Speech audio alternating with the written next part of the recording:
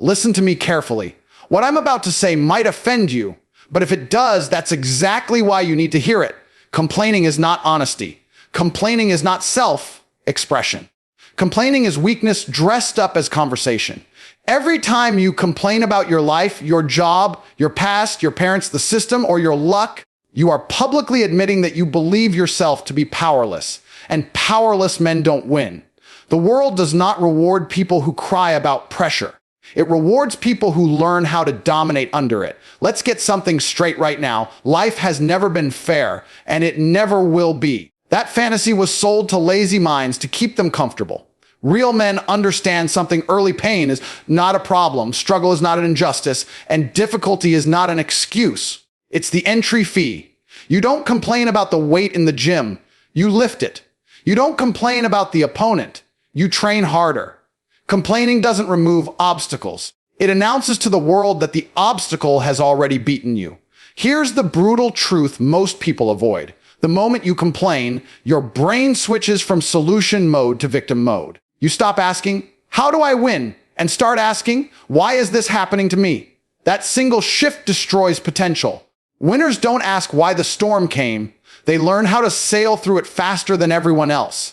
While you're talking about how unfair it is, someone quieter, sharper, and more disciplined is taking your place. You see, weak people love to talk. They talk about their plans, their stress, their emotions, their excuses.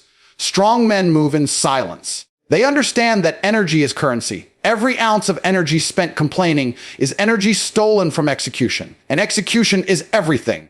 The man who keeps his mouth shut and his standards high will always outperform the man who needs sympathy to survive the day. Ask yourself this: has complaining ever made you richer, stronger, more respected? No, it only makes you familiar with failure, with stagnation, with mediocrity. Society tells you to vent. I'm telling you to build. Society tells you to express your pain. I'm telling you to turn it into fuel. Because pain, when used correctly, becomes power. And power doesn't whine. Real men take full responsibility, even when it's not their fault, even when they were betrayed, even when the odds were stacked against them, especially then, because responsibility gives you control, and control gives you freedom. The man who accepts responsibility owns his future. The man who complains hands his future to someone else and hopes for mercy. Mercy doesn't exist at the top. Look around you. The men you admire don't broadcast their struggles. They absorb them. They don't beg the world to be easier. They become harder. They don't complain about discipline. They live by it. That's why they win. That's why they're respected. That's why when they speak, people listen. Strength has a frequency, and complaining kills it instantly. The moment a man starts complaining, something dangerous happens inside his mind. He quietly hands over control of his life. Complaining feels harmless, even justified, but it's one of the fastest ways to turn yourself into a victim without realizing it. Think about it for a second. When you complain, you're saying, "This situation is stronger than me." You're admitting that circumstances, people, or bad luck are in charge, not you. And once you accept that belief, growth stops instantly. Winners don't lose because of obstacles. They lose the moment they decide the obstacle has more power than they do. Here's the hard truth most people refuse to face. Nobody cares about your complaints. The world is too busy rewarding strength, results, and execution. When you complain, you might get temporary sympathy, but sympathy is poison. It makes you comfortable being weak. It keeps you stuck exactly where you are. Every time you explain why life is unfair, you reinforce the idea that success is something that happens to others, not something you take. That mindset doesn't just slow you down, it chains you in place. Ask yourself this honestly: has complaining ever solved a single real problem in your life? Not distracted you, not made you feel heard for 5 minutes, but actually changed the outcome? The answer is always no. Complaining is emotional release without progress. It's noise without movement. And while you're busy talking about what's wrong, someone else is silently fixing the same problem and moving ahead of you. That's how people get left behind without even realizing when it happened. Here's where it gets uncomfortable. Complaining trains your brain to look for excuses instead of solutions. Once that habit forms, you start spotting problems faster than opportunities. You walk into a room already looking for what's broken. You wake up focused on what's missing. That mental pattern kills ambition. Strong men train their minds differently. When something goes wrong, their first instinct isn't, why me? It's, what's the move? That single question separates leaders from followers. Let me hook you with this. Every successful man you admire faced pressure that would crush the average person. The difference is not luck, talent, or background. The difference is response. Weak men externalize blame. Strong men internalize responsibility, even when it's unfair, even when they're right, because responsibility gives leverage. When you own the problem, you own the solution. The victim waits. The responsible man acts. Complaining also destroys respect quietly, invisibly, but permanently. People may nod when you talk, but internally they downgrade you. They stop seeing you as someone who can handle pressure. They stop trusting you with responsibility. Leaders are never chosen from complainers.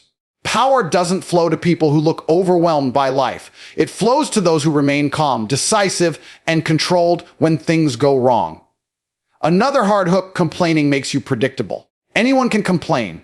It requires zero discipline, zero courage, zero intelligence. Doing the work when you're tired, silent, and uncomfortable, that's rare. That's valuable.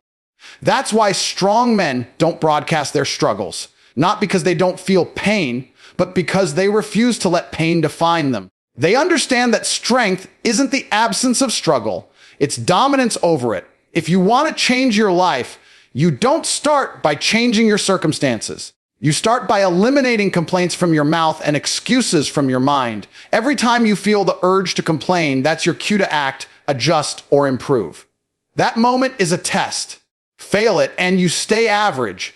Pass it, and you move one step closer to becoming someone the world can't ignore. Real strength doesn't announce itself. It doesn't look for validation, applause, or permission. It moves quietly, consistently, and with intent. Weak men talk because talking makes them feel important. Strong men act because action produces results. Silence is not emptiness, it's focus. And focus is dangerous. When a man stops explaining himself to the world, he starts building something the world can't stop. Here's a hook most people aren't ready for. The more you talk about what you're going to do, the less likely you are to do it. Noise creates the illusion of progress. You feel productive because you spoke, because you posted, because you announced your plans. But nothing changed. Real strength understands this trap. That's why powerful men keep their plans private and their work relentless. They don't need witnesses. They need outcomes. Silence is discipline. It takes control to stay quiet when you're frustrated, when you're underestimated, when you want recognition. Most people crack under that pressure. They need to explain, justify, defend. Strong men don't. They let time and results do the talking. While others argue, they improve. While others complain, they train. While others seek attention, they stack skills, money, and leverage in silence. Think about this carefully. Every minute spent talking is a minute not spent executing. And execution is the only language that matters. The world doesn't reward potential. It doesn't reward intentions. It rewards finished work. Silent men understand that words are cheap, but results are expensive. They choose the expensive path because it pays dividends for life. Another hook that cuts deep: silence makes people uncomfortable, and that's power. When you don't explain yourself, people project, they wonder, they speculate. And while they're distracted by guessing your next move, you're already 10 steps ahead. Loud men give away their strategy. Quiet men protect it. That's why silence has always been associated with dominance, from warriors to leaders to kings. Those who speak the least often control the most. Real strength is also emotional control. Weak men speak when emotions rise. They vent. They explode. They seek relief. Strong men absorb pressure without leaking it. They feel everything, but they don't let emotions dictate behavior. Silence becomes their shield. Instead of reacting, they respond. Instead of explaining, they adjust. This is how chaos turns into clarity and pressure turns into precision. Look closely at men who are truly respected. Not internet noise, not temporary fame, but real authority. They don't overshare. They don't narrate their struggle. They don't chase validation. Their presence alone commands attention. Why? Because silence signals confidence. If you're constantly talking, you're subconsciously asking to be believed. When you're silent and consistent, belief follows automatically. Here's the uncomfortable truth. Most people talk because they're insecure. They need reassurance that they matter. Strong men already know who they are. They don't need to convince anyone. Their identity is built through repetition, discipline, and results. Silence protects that identity from outside opinions. When you stop listening to noise, you stop becoming noise. Silence also sharpens thinking. When you remove unnecessary words, you create mental space. Space to plan, space to observe, space to learn. Loud environments produce shallow thinking. Quiet environments produce strategy. Strong men value thinking time more than talking time. They understand that one clear decision made in silence can outperform 1,000 loud opinions. If you want to separate yourself from the average, start here. Speak less, do more. Let discomfort exist without turning it into conversation. Let progress happen without turning it into a performance. Silence won't make you invisible. It will make you dangerous. Pain is not an accident. It's not a mistake in the system, and it's definitely not something meant to stop you. Pain is pressure, and pressure is what forges strength. The problem is not that people feel pain. The problem is that most people waste it. They turn pain into complaints, excuses, and self-pity instead of converting it into fuel. And the moment you waste pain, you stay weak. The moment you use it, you become dangerous. Here's a hook most people don't want to hear. Comfort has never made anyone powerful. Comfort creates softness, hesitation, and entitlement. Pain does the opposite. Pain forces focus. Pain strips away delusion. Pain tells you exactly where you are failing, where you are unprepared, and where you must improve. Strong men don't run from that message. They listen to it carefully. They understand that pain is feedback, not punishment. Think about every level up moment in life. It never came from ease. It came from loss, embarrassment, rejection, failure, or exhaustion. Pain is the signal that you're being pushed beyond who you were yesterday. Weak men try to mute that signal. Strong men amplify it and extract value from it. They ask a better question, not how do I make this stop, but how do I use this to get ahead? Here's another hard hook. Pain doesn't disappear just because you avoid it. It only compounds. Avoid discipline now, and you'll feel regret later. Avoid hard work now, and you'll feel desperation later. Avoid growth now, and you'll feel irrelevance later. Pain is inevitable. The only choice you have is timing and purpose. Strong men choose pain with purpose today so they don't suffer pain without purpose tomorrow. Pain also builds standards. When you've suffered to earn something, you protect it differently. You don't waste time. You don't tolerate nonsense. You don't lower yourself for cheap validation. Men who've used pain correctly walk differently, speak differently, and decide faster. There's weight behind them. That weight comes from knowing they've survived things that would have broken most people. Another hook that separates men: fast pain creates urgency. When everything hurts, you stop procrastinating. You stop pretending you have time. You realize that delay is expensive. That urgency sharpens your actions. It removes distractions. It forces priorities. Strong men don't wait for motivation. They use pain to create momentum. When motivation dies, pain keeps them moving. Look closely and you'll see this pattern everywhere. The men who dominate in business, fitness, leadership, and life are not the most comfortable. They're the most conditioned. They trained themselves to perform while tired, focused while stressed, and disciplined while emotional. Pain was their training ground. While others looked for escape, they looked for adaptation. Pain also exposes truth. It reveals who you really are when excuses are stripped away. Anyone can look confident when life is easy. Real character shows up when pressure is applied. Strong men welcome that exposure. They want to know their limits so they can break them. Weak men hide from pain because it reveals weakness. Strong men face it because it eliminates weakness. Here's the shift that changes everything. The moment you stop seeing pain as an enemy and start seeing it as raw material, your entire mindset upgrades. Pain becomes energy. Frustration becomes intensity. Anger becomes focus. Discomfort becomes discipline. Nothing is wasted. Everything is used. That's the mindset of men who rise while others collapse. If you're feeling pain right now, good. That means you're alive, aware, and capable of growth. The question is not whether it hurts. The question is whether you're strong enough to turn that pain into power, or weak enough to let it turn you into excuses. The moment a man takes full responsibility for his life, everything changes. Not when life becomes fair, not when people apologize, not when circumstances improve. Power is created the instant you decide that everything, good or bad, runs through you. Most people run from responsibility because they think it's heavy. In reality, responsibility is leverage. It's the only thing that gives you control. And without control, you're just reacting to life instead of directing it. Here's a hook most people aren't ready to accept. Blaming feels good, but it makes you weak. The second you blame your parents, the system, your boss, your past, or bad luck, you give away your power. You might be right. You might have been treated unfairly. But being right doesn't make you strong. Being in control does. Responsibility is the price of control, and strong men are willing to pay it. Weak men wait for permission to succeed. Strong men take ownership and move. They don't ask who's at fault. They ask what needs to be done. They understand that life doesn't reward fairness. It rewards effectiveness. The man who says, "This is my fault," gains the ability to fix it. The man who says, "This isn't my fault," gives up the right to change anything. That's the trade most people make without realizing it. Here's another hard truth. Responsibility forces maturity. The moment you stop expecting rescue, you stop behaving like a child. You stop looking for sympathy and start looking for strategy. You stop hoping things work out and start making them work. That shift is uncomfortable because it removes excuses, but that's exactly why it works. Excuses are comfort.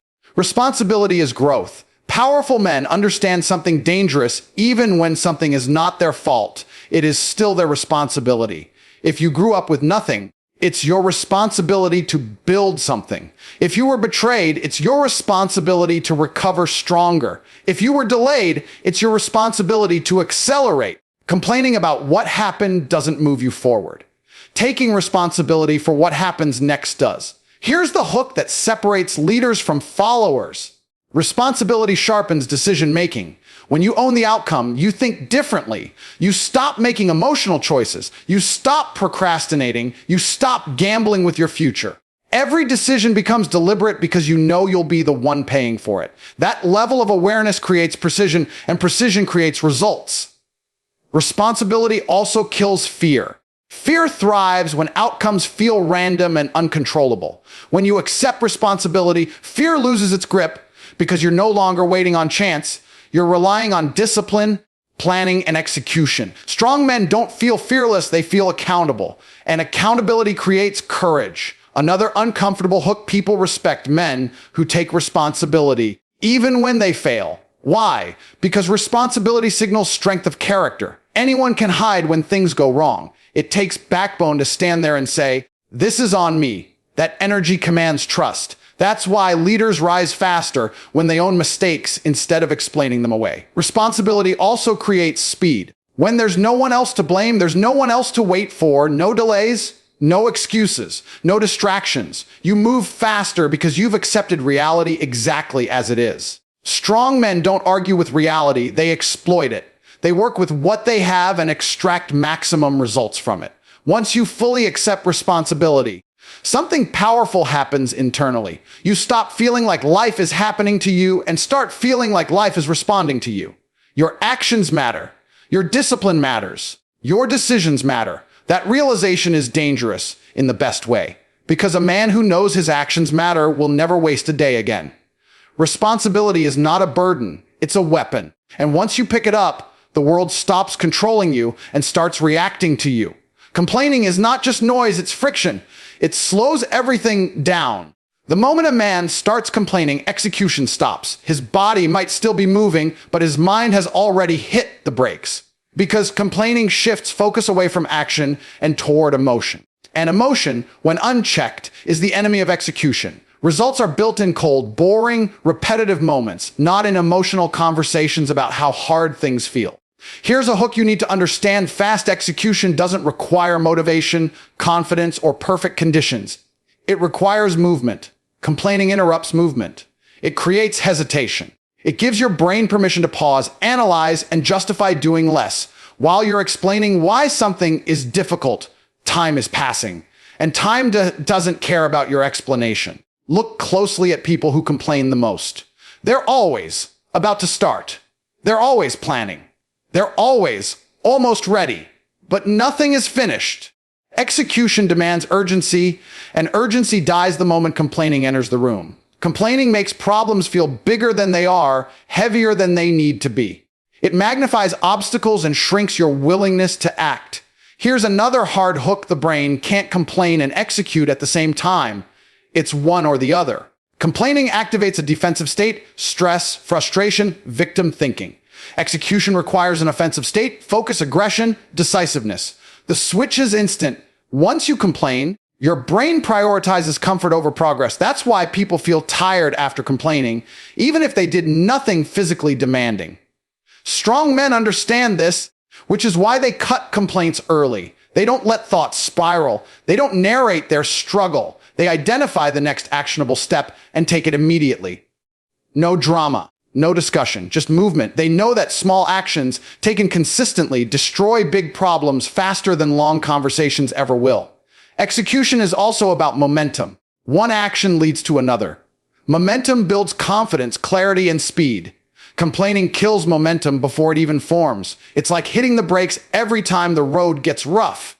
You never reach full speed, and then you wonder why you're always behind. Another hook that separates average from elite execution thrives on simplicity. Complaining complicates everything. It adds stories, emotions, and mental clutter. Strong men simplify. They reduce problems to steps. They ask, what can I do right now? Not tomorrow. Not when conditions improve. Right now. That question alone keeps execution alive when motivation disappears. Complaining also trains delay. The more you talk about a problem, the more normal it feels to live with it. You adapt to frustration instead of eliminating it. Strong men are allergic to unresolved problems. If something is broken, they fix it or remove it. They don't sit around discussing how annoying it is. That intolerance for stagnation is what keeps them moving forward while others stay stuck in cycles. Here's an uncomfortable truth.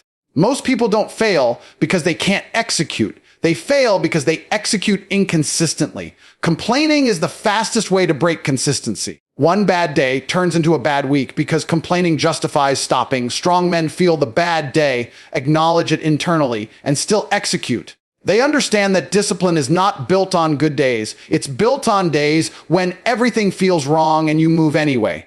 Execution also builds respect from others and from yourself. Every completed action reinforces identity. You start seeing yourself as someone who gets things done. Complaining does the opposite. It reinforces an identity of struggle without progress.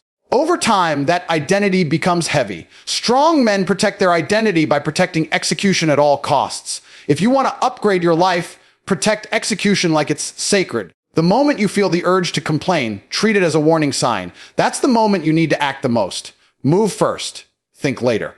Adjust on the way. Because action creates clarity, and clarity creates momentum. Complaining creates nothing, and men who want results can't afford nothing.